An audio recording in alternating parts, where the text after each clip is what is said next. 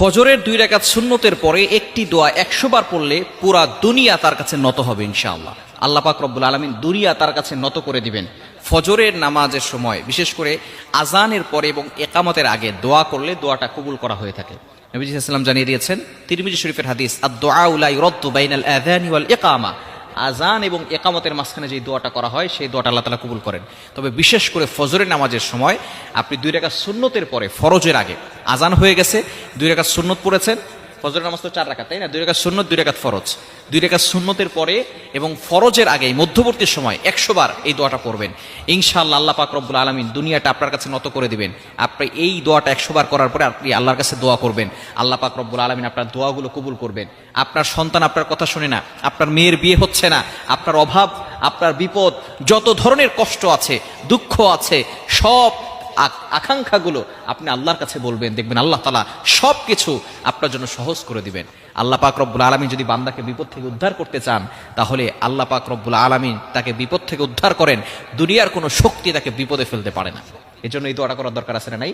ফজরের নামাজের পরে সুন্নতের পরে কিভাবে আমলটি করবেন? প্রথমে 11 বার দুরূদ শরীফ পড়বেন। দুরূদ শরীফ হচ্ছে আল্লাহুম্মা সাল্লি আলা মুহাম্মদ, যেটা দুরূদ ইব্রাহিম আছে, এই দুরূদটা পড়বেন। এটা সবচেয়ে ফজিলতপূর্ণ দুরূদ। যদি এটা না পারেন তাহলে সাল্লাল্লাহু আলাইহি ওয়াসাল্লাম, এটাও একটা দুরূদ।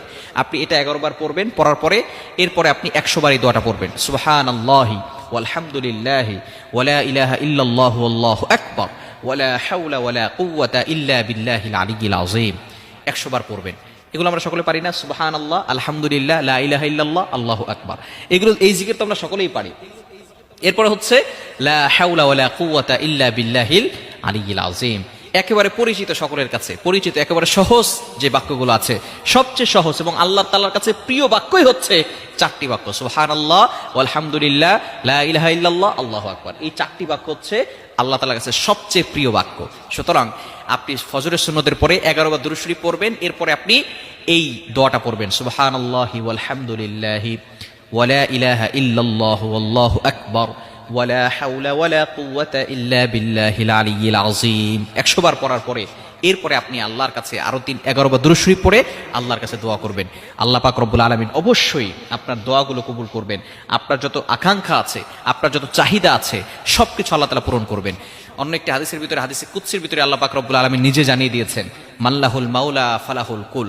যদি তোমরা আমি আল্লাহর সাথে সম্পর্ক করতে পারো, তাহলে দুনিয়ার সবকিছু আমি আল্লাহ তাআলা তোমাদের কাছে নত করে দিব। মাল্লাহুল মাওলা ফালাহুল কুল। যদি আল্লাহর সাথে সম্পর্ক করা যায়, দুনিয়ার পিছনে আপনার ছোটার দরকার নাই, দুনিয়া আপনার পিছনে ছুটবে। দুনিয়া আপনার পিছনে ছুটবে আপনি যদি আল্লাহর সাথে সম্পর্ক করতে পারেন। কারণ এই দুনিয়ার সবকিছু আল্লাহ তাআলা তার মুমিন বান্দাদের জন্যই কিন্তু দুনিয়া দিয়েছেন।